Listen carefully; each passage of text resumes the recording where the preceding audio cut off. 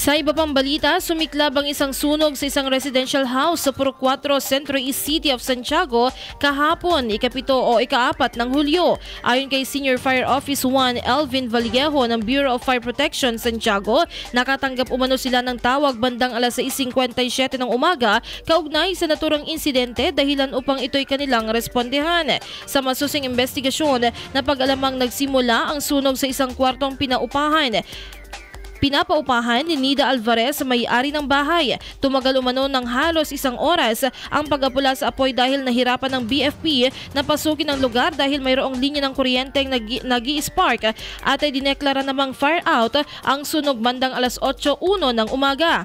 Bagamat bahagyang nadamay ang isang establishmento, wala namang naitalang nasugatan o namatay sa insidente.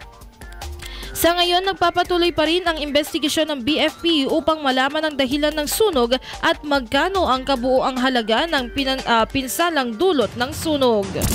IFM News.